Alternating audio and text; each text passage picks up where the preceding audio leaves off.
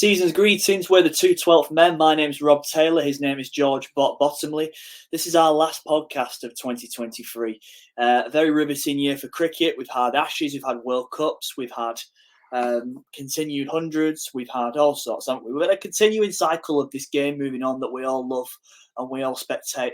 And we do a kind of job of covering it as two pals in an attic in Salford.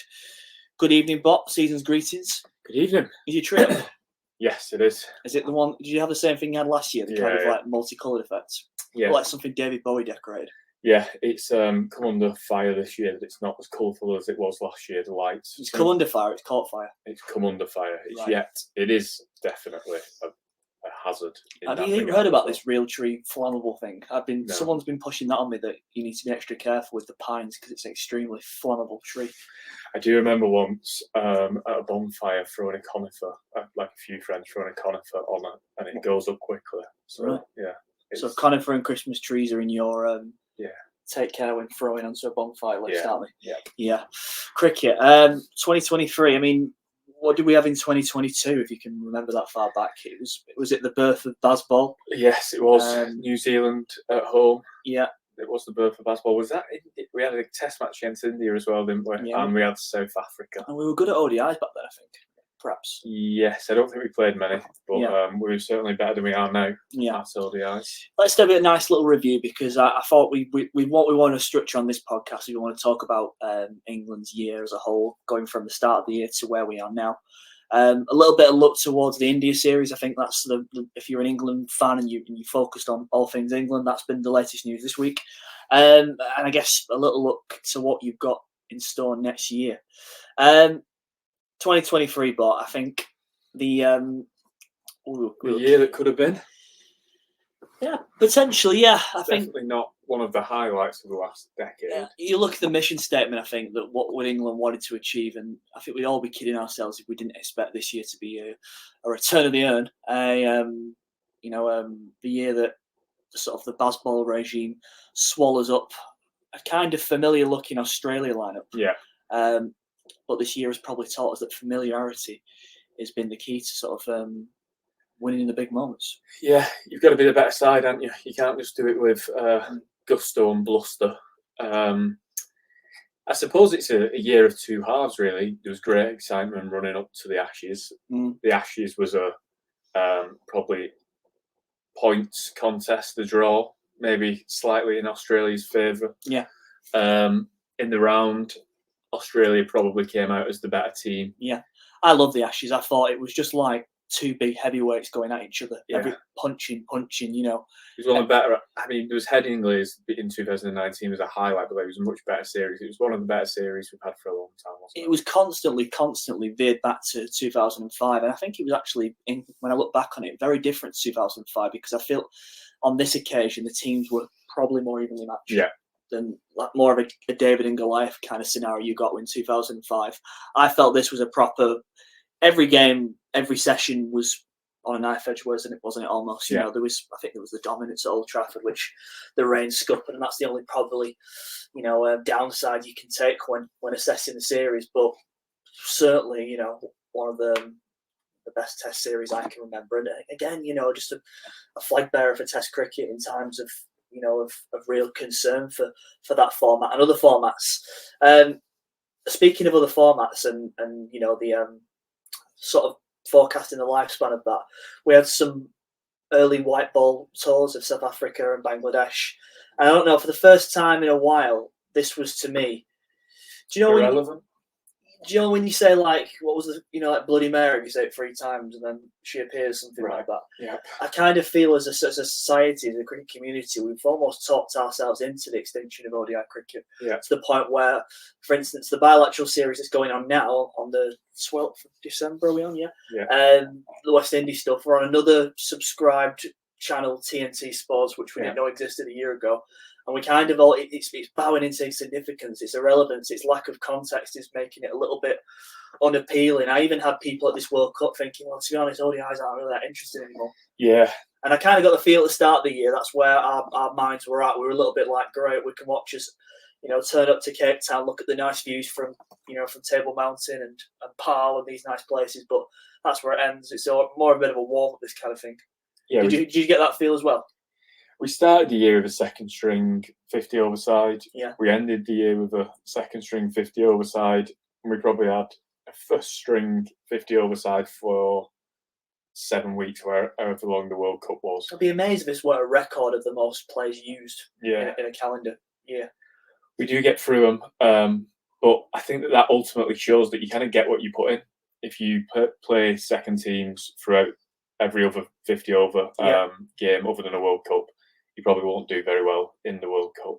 Let's just start on the reflection, the New Zealand series, because I thought that was a really good series, despite it being horrific timings. If you're in England to kind of watch this, my dad was there, and he said the Harry Brook innings, was it 160, 180 he scored there. He says one of the best test innings he's ever seen. Yeah.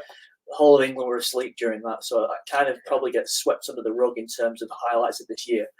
But I don't know. Despite them not winning the Ashes, I think the way I define that New Zealand series is a series that they would have crashed and burned in previous regimes. It's a bit of, I always call it the Ashes kind of hangover tour. Yeah. Where you go there a little bit, jaded and bloodied up from playing Australia, and then you go to New Zealand. But certainly, that, and we dub it Bazball. I know that Brendan McCullum doesn't like it, but it's just it's in the dictionary now, for fuck's sake. Yeah. And I think the test side's really beginning to take shape, despite a couple of retirements like Stuart Broad, a couple of people that you might look to, to fill in a few gaps in the years to come. But I don't know. How did you think that was a good series? Yeah, it was. It was emblematic of that kind of positive intent that we went into the Ashes with. I think that it feels like there is a basis to build on in the red ball setup. We're starting to move away from the legacy of I always think the Cook, Anderson, and Broad years of those big giants that kind of slapped over or overshadowed a lot of the younger players for a decade or so. It's almost all kind of drifted off now. I guess that Anderson probably will go this year. Mm-hmm. It feels likely. And just seeing the emergence of people like Duckett. Duckett is the one that I always get brought back to. He's the boy who looks like he can score runs, looks like he's ready for a certain element of a leadership position in the team. Just a lot of leadership roles and things like 100, doesn't he? Yeah. Not so much as well. Yeah, and kind of when the flag was run at Crawley, it definitely got a glimpse of the future, I think, didn't you? Duckett as the deputy. Pope is obviously the vice captain. So it feels like we're coming into a new era now. It feels like we're getting rooted in Bell era. Yeah. You know what I mean by that? Yeah. That's how it's going to kind of look at the team. Root's still, absolutely capable of the best World Cup, but, there's certainly an immediate decision for him in the coming years in that test. Without jumping too far ahead, but it feels like this summer with West Indies and Sri Lanka, that's where you Pope, you Brooks, you Duckett, you Crawley's going to come. Got to cash in on it. Yeah, come and cash in. Yeah. And it's sad that we look at the other test nations in that way this year. Throughout all of our time growing up, those teams coming over would be, a pretty big challenge for England. Yeah. Certainly in the early 2000s, the great Sri Lankan team that came there. But we're in a new era now. England is in the business of trying to be the best team in the world. We've got the World Test Championship is now the accolade people are seeking, and England are in a decent position to be on course to be contenders for that at the next phase of that tournament, aren't we? Yeah. Is that number one priority now, do you think, if we're looking at where the ECB's at? I mean, Rob Key came out after the World Cup and blatantly said that the ODI World Cup has been not really on top of the agenda. The top agenda was the test side and making sure that was, repackaged and ready to go. Yeah, I think that England cricket should be for cricket fans. We're not a country that's kind of fully enamoured with cricket. It's not like India where everybody's a cricket fan.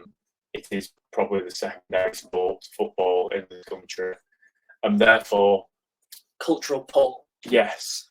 Do we need to be amazing at all formats? Maybe not.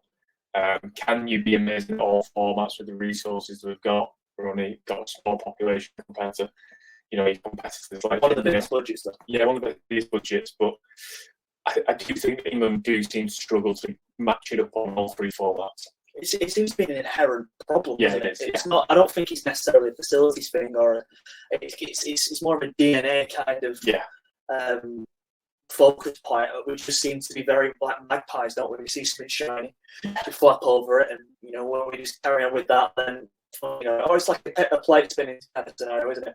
Yeah, spin one plate so fast, and we get real mental on that plate, and then the are on the floor.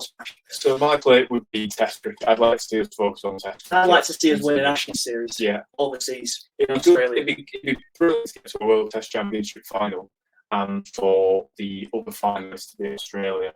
After 2 all Ashes, have that as the decider. In Sri Lanka. Yeah. I don't think. Are we going to get the next phase at Lords or in England? I think it is again. Is it? Yeah. Good day, by the way. I think, as far as the 2-12 men concerned, I think one of our some great guests this year, haven't we? But we've obviously attended that World Championship final. It did feel like there was a bit of legs in it, but it did feel subject to location. Do you think? I think the Oval's a better venue for Test finals than Lords. Did you say? Yeah. A day's neutral. If it is Australia, India, or Pakistan, Bangladesh, whatever, it's better at the Oval than at Lords. As much as Lords has its heritage, just by default and pure times of the the pure Test match availability of certain nations. We know that certain nations have been cut off a little bit in terms of that. The likelihood is that it will be one of England, Australia, and India in that final. Yeah. Then potentially a New Zealand, a Pakistan. It's Lords. No, we haven't. Yes, 2025 Lords. So I'm not going to get what I want, but it'd be good. I think that should be England's next aim. Do you think that they were more? I mean, we're going to come on to the India selection here, but do you think they had more eye on actually taking a game to India in India than the World Cup this year, the White Ball ODI World Cup? I think that the players would have wanted to win the World Cup because I think from a prestige perspective and legacy perspective, many of them could carry 2 World Cups. That would take some beating. Yeah. Whilst you can see other generations maybe, contesting for that. Winning 2 is pretty big on your CV. Do you think for that white ball generation, if you think about the Ponting white ball generation of Australia, who else would be like the West Indies of the 70s, 80s, would England fall short of that by not winning? I think they would, Yeah. The period of dominance has been mainly bilateral. Yeah. I think that sounds really harsh, doesn't it? But I think in the style in which, the climate for ODI cricket was at the time, it was still very much a bilateral game with, the World Cup every 4 years. Still is, of course, now, but I think we're going to see less emphasis on bilaterals and more how you perform on the day kind of thing. And I think for England, I think, maybe the priorities just weren't in order at the time, and it did feel kind of a bit like when they won the 2019, a bit of a deep breath and we've done it kind of moment, a little bit like that. And to compare it to I didn't see like a Tiger Woods-esque, where there's that path of dominance comes on and the appetite to winning carries on, No, to compare it on an individual basis, I'd compare it to almost like Peterson's career. Peterson will be known for kind of absolute dominant performances in innings and changing the way that English players play the game. Yeah. Being really attacking and almost England's Viv Richards of his time that kind of created the Joss Butlers to come. Yeah. But he won't quite have the numbers and the records to stack up to. Does he sit alongside Cook? He's not. Gooch. Yeah. Gower. Is Peterson? He's in the reckoning for a post-war 11, but does he get into a post-war 11? So Peterson's individual legacy was probably a comparator to this team's legacy, I'd say. It's just the kind of it's whether the mentality was sustainable. I think it is sustainable. I just think in this particular World Cup, it's come unstuck in certain times, and the momentum's just not hit them. So going on to the World Cup, it is what it is. I think what I will say is the latter games of England's campaign kind of proved that they had it in them a little bit, didn't they? There was some encouragement there. Where stomped all over the Netherlands with the clogs. I think it was a good. With Pakistan, they pushed them aside. I think it was a really good lesson learned for the Test side. Is we probably did go in a bit overconfident, a bit complacent and thought, well, talent and a style of play and a bit of hubris will get us over the line. We'll definitely be in the semis, and then we'll see what we can do from there. Yeah. This test side, as you know, obviously had quite a lot of confidence injected into it with this new approach. Yeah. You can't just live off an approach. Yeah. It was really interesting, you know, when England were crashing and burning in true style. They couldn't win a game to save their lives. They were losing game by game, and they were getting uglier and uglier, especially the batting performances. I thought. Yeah. And Ollie Morgan came out and said quite a really surprising comment. He said, "There's something deeper. There's something wrong in this dressing room." I didn't have that opinion, and we're not privy to this kind of thing, so there could have been all sorts said. Yeah. But I must look at people like Roots, like Stokes, Bairstow, players who've been in that kind of baseball clique, all through winters and summers, and a massive Ashes tour. You know that, was really absorbing mentally, and in terms of how it kind of grips everyone for a long period of time. Just to join a kind of a new, almost like funk of, Josh Butler's captain now. He's not been around the test team. I must have think from a mentality point of view, it would have been really hard for those guys to shift back into that mindset of where they're winning at. And I think that's what's come in Australia's favour, because there's so many of them.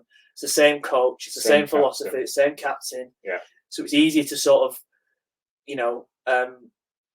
dodge that kind of excuse of lack of preparation like everybody had coming into that tournament. Do you think that that's what ultimately skewers Butler's captaincy, is that Stokes is the figurehead of English cricket now? Yeah. Has everything thrown at him. Obviously has a really good relationship with Rob Key. Yeah.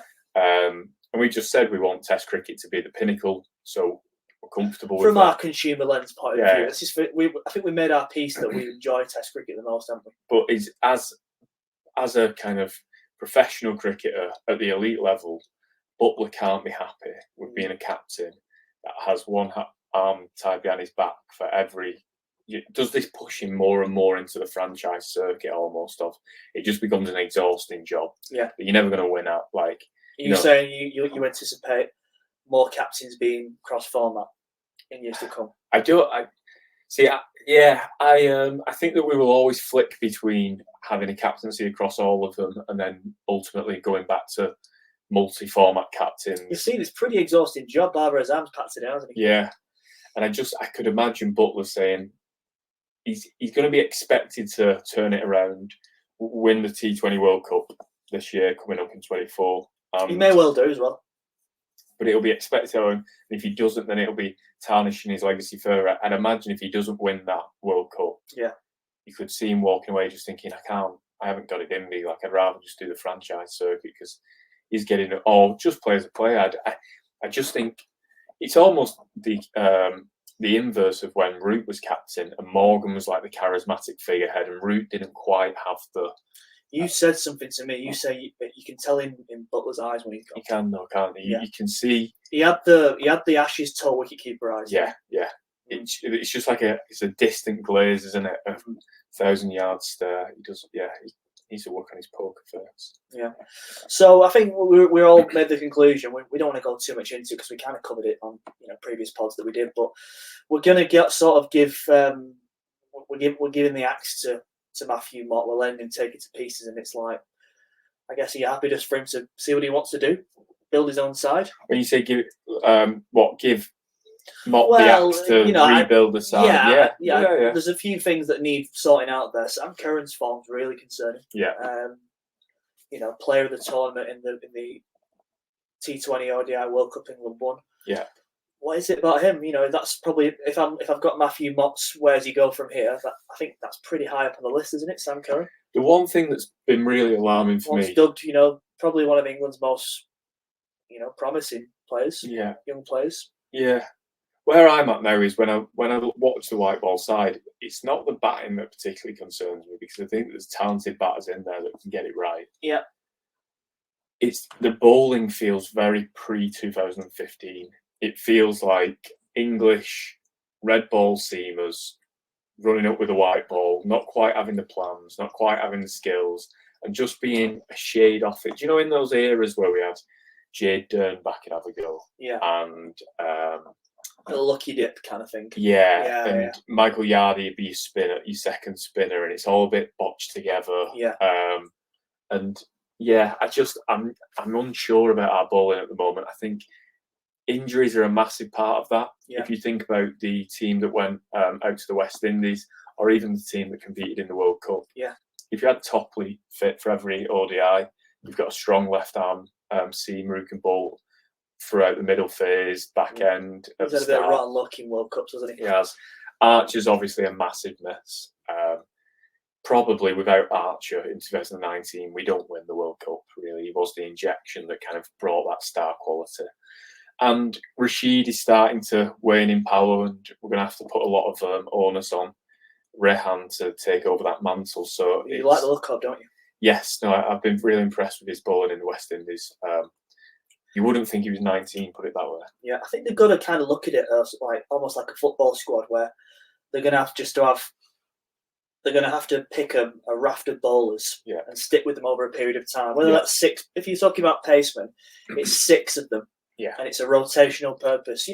I'm a big fan of Matty Potts. I think he's got great stamina when he's bowling. I think someone like him could have a really important part to play in England's white ball squads. But I mean, just a real sort of roster of which we focus on, we invest in, and we allow for in case where you do lose one of them. It's not a case of I did feel for for Gus Atkinson, just very limited experience that has been thrown into a huge tournament like this. It was a tough book for him. If he'd have been groomed over the years and got some experience, the things you talk about, Bott, where you say, well, they don't have to bowl in the right areas, the variations aren't quite there because their experience is lacking. You don't get these kind of scenarios. The issue we've got is that we feel that ODI opportunities are going to dwindle. So that goes back to kind of the test squad a little bit and how much international experience can you get, or do you look at, I know I'm not meaning bowlers here, I'm diverting. Do you look at Duckett? There was times in the reason I say Duckett, I was saying to you, there was times where I said, would England's test team have done any worse in this ODI World Cup? Yeah, and Duckett kit has come in for the West Indies, hasn't he? Yeah. He's got a score or 2. Looked all right. Crawley, you saw the innings against Australia at Old Trafford. Why would you not want that in your setup, in your ranks? You know what I mean? I'm a big believer in Morgan's philosophy of less about picking your best players, but almost picking players for a certain purpose. Mm-hmm. So you could get it lost in a little bit of, are you a tribute band? Is Phil Salt a tribute act to Jason Roy? Yeah. Is Will Jackson a tribute act to Bairstow or Hales? Or is he simply the next cab on the ranks system? Exactly. And you need to add a little bit of judgment of who's actually worth taking up that role and who is not the next cab off the rank. Yeah. Now, in the bowling perspective, I think that you need your left arm seamer. So we used to have David Willey. It feels like Topley and Curran are the opening bowlers who can do the left arm seam role. Mm-hmm. You've also got Luke Wood at Lancashire you could have a look at. Yeah. You need a quick right armour. So Archie's probably your number 1 bet. Yeah. Gus Atkinson's probably his next in line. You could have Mark Wood, but I think almost you need to roll Mark Wood off the white ball stuff now. Focus on the red ball stuff. And then you need your Liam Plunkett in the middle, don't you? Bryden Cast has obviously done that role. Josh Tong could probably do that role, slamming it into the pitch. And then Liam Livingston takes over Moeen Ali as the batting spinner. Will Jacks could potentially do that. Liam Livingston has a really good record in ODI cricket. Yeah, he didn't have a very good record in the World Cup, sadly. No. The game's there for Livingston. We know what he absolutely is. He is what you say on the tin. It's going to go to Cal Corner or it's finishing prematurely. And it was too much of the latter in this World Cup. And I kind of feel him at that age. When I said to you about Bairstow, when we said we were arguing about should he keep, should he open? Yeah. I feel he's at that seniority level where we kind of expect him to perform. Yeah. Well, I think that Livingston's not a top 6 batsman. I think he's your 7, your finisher, who bowls, a decent amount of overs. Yeah. I prefer his bowling in the white ball setup than I prefer his batting, particularly in ODIs. And then Rehan's going to have to do I don't know. Nobody in the world would want it, but taking over from Adil Rashid, we've never had a leg spinner like that. Rehan's just expected to walk in and be absolutely brilliant. He will have times that he's not brilliant. Is he the most exciting bowler we've got across all formats at the minute? I think he's as exciting as Jofra Archer was when he burst onto the scene. In terms of a 19-year-old who can ball leg spin, who has a level of arrogance to him. We should get back on the polls on Twitter and throw it out there, because I think that's a really good question. Yeah. I don't think that's the case. No. I don't think he's quite there. I like what I see. What I'm taking into account there is the fact that he is 19. I suppose Archer is a bit more developed, wasn't he, when he came in? Was he 24 or something when he first joined the side? Yeah. If you calibrate them both, I'd say he's giving Archer a run for his money. Can I talk to you about Jofra Archer while we brought him up? Because I think there's things me and you disagree on, but I think we're pretty in partnership with this kind of view on it. There's nothing but sorrow and disappointment I feel for Jofra Archer. Yeah. Well, talk to me about what you were saying today when you messaged me. So apparently, I was watching the Cricketer magazine. George DeBell was doing an interview with Rob Key. Oh, good stuff, isn't it? Yeah, it was just a shot of it.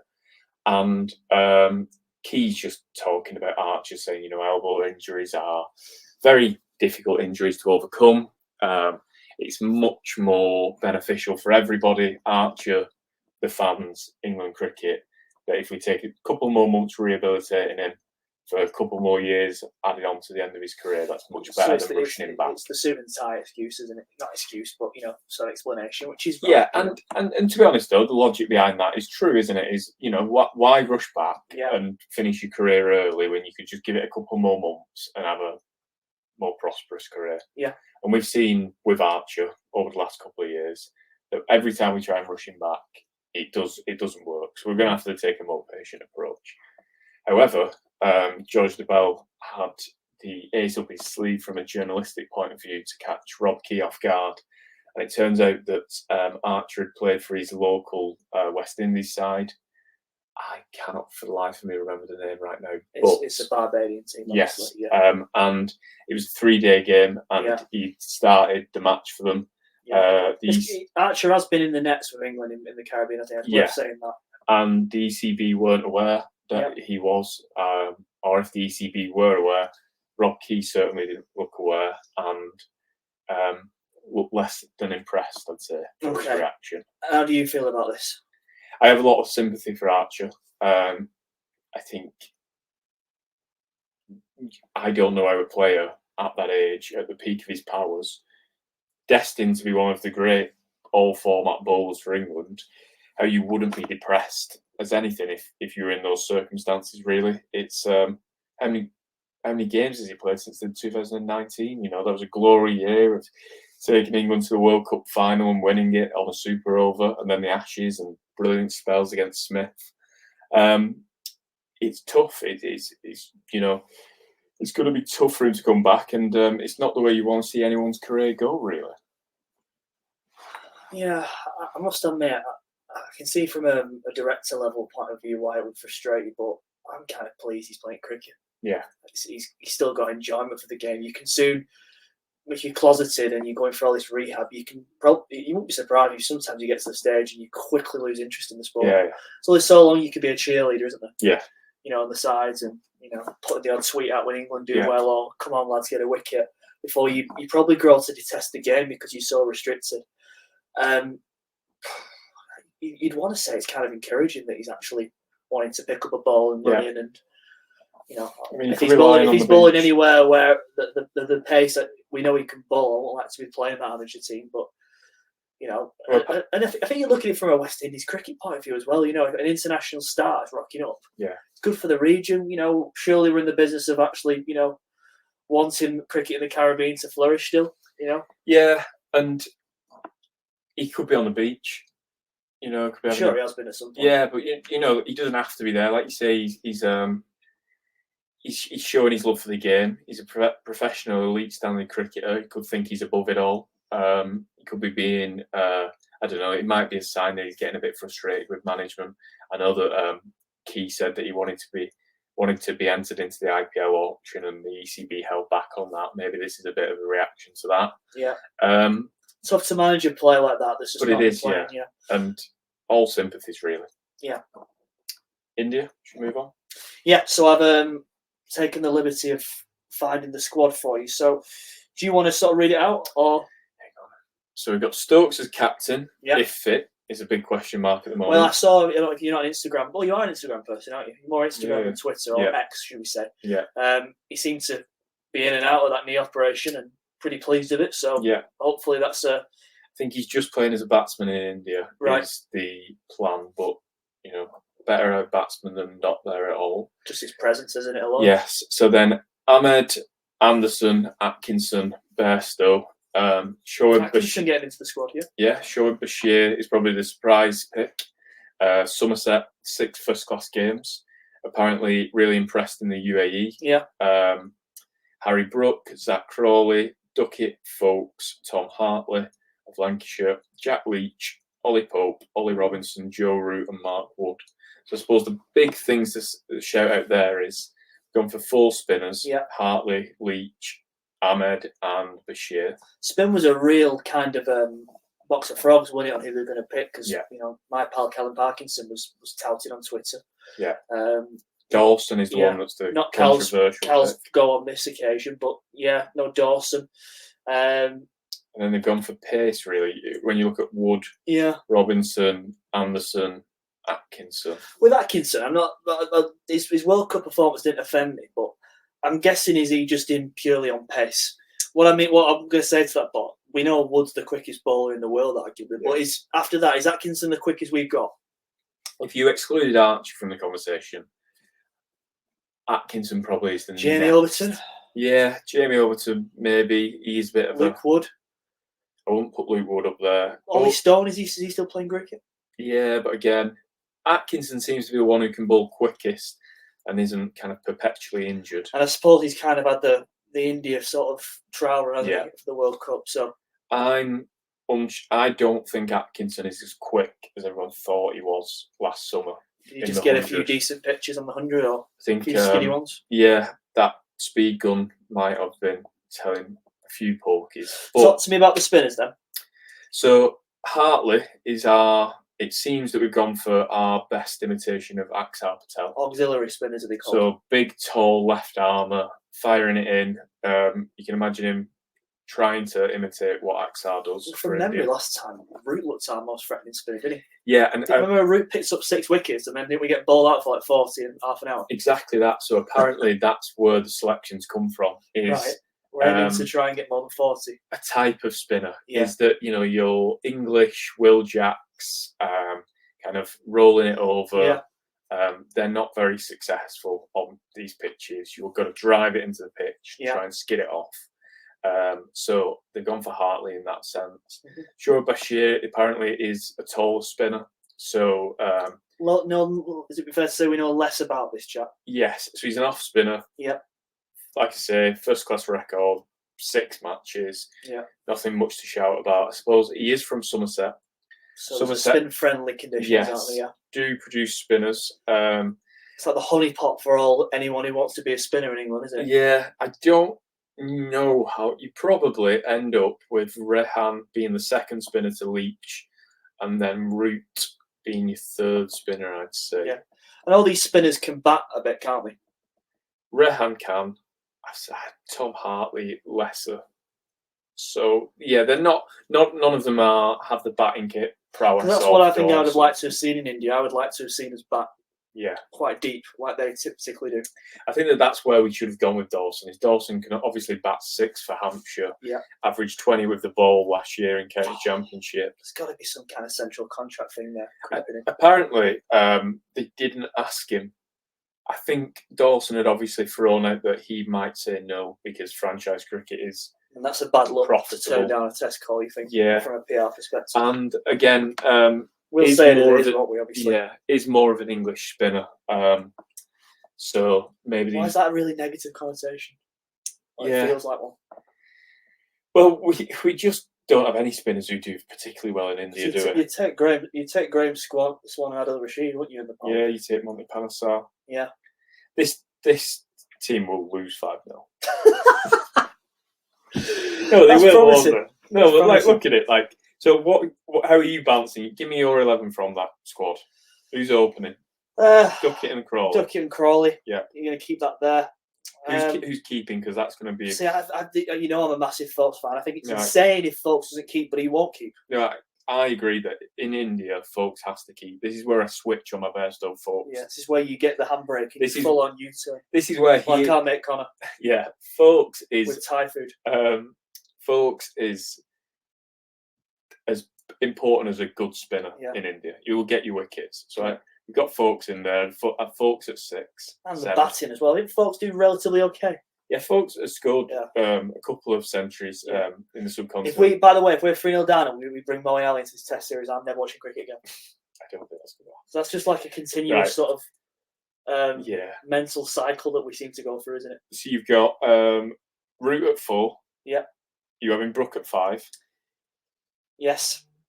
Are you having Stokes at 6, presumably? Yes. Folkes at 7. Yes. So then you've got a choice of Bairstow or Pope at 3. I'm going to play 2 spinners, haven't I? Bairstow or Folkes at 3? Bairstow or Pope at 3. Okay. Got to play Bairstow. He's our best player of spin, surely. Right, so you're having Bairstow at 3, or would I'm leaving Pope out, or would you put Stokes at 3?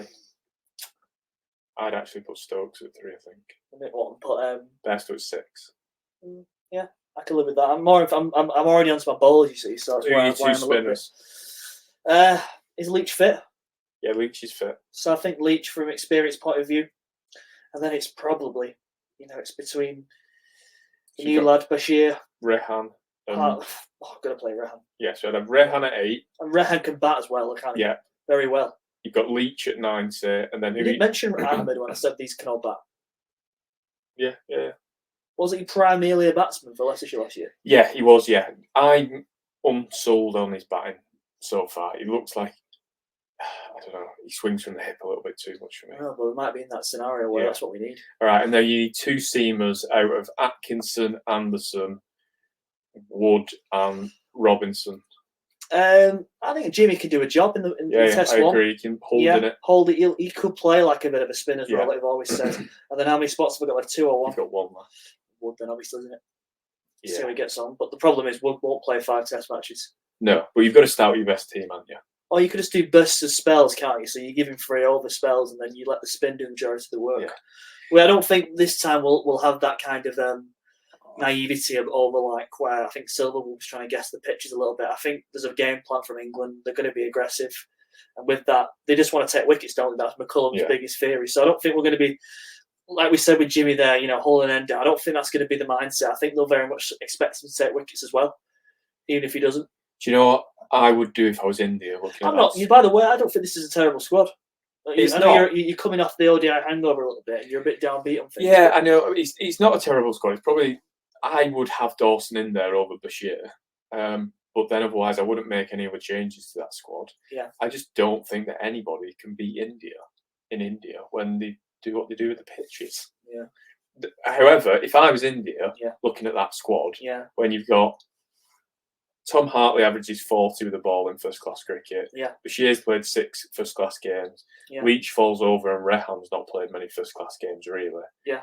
I'd roll out absolute roads. Yeah. Just bat them into the ground because there's no experience. Do you know when you get a new calendar for the year? Yeah. What would you think would be on the front page of a calendar of a tour to India? I think it would be Axar Patel in Oakley's smiling. And then Jadeja next. Yeah. And then you've got Ashwin. Yeah. And you've got Kuldeep. And then you've got Washington Sundar. Yeah. Yeah. Pretty miserable stuff. See how they get on. Yes. Right. India selection done. What is happening next year, but what's in store for the 2012 men and for world cricket? So the shining light. So obviously we're going to have a tough few months at the start of the year with the tour to India. It will be like an Ashes tour. But you're going to get some good coffee beans in. Yes, we can do a couple of watch-alongs, I reckon. Yeah. Bring Dan back out. People will have nothing to do at this time of the year, so we're probably best suited to our audience. Not the Friday nights when the sun's out and people are drinking. Exactly. It feels like that kind of tour where 8 a.m. just watch the final session. It might be more of a stint of, I don't know, less tension and more camaraderie, companionship, as the ship slowly sinks. But it'll be good. And then the horizon, the sun on the horizon is obviously the Sri Lankan home series. Yes, definitely win that. West Indies will win that. Anderson goes out with a 10 for Old Trafford, and the World Cup in West Indies in the USA, which I'm actually really looking forward to. I don't think England play a game in the USA, which is a shame. But I think that'll be a really good kind of signing off of this white ball generation. One last hurrah, give it a shot. Who cares if you go out in a blaze of glory, and then see if America can re-embrace cricket from the early 1900s. You never know. Maybe we'll pick up. Yeah, we could. It's more likely now than ever, isn't it? Can find someone from America to interview. Yeah. Thank you to all the guests that have appeared in 2023. This is, like I said, this is going to be our last podcast of the year. We're going to regroup in January, ready for this India Test series, which starts Feb. Yes, why not? Don't know. Thanks very much for joining us. We hope you've enjoyed listening this year, and we'll catch you in 2024. Merry Christmas and a Happy New Year. Cheers.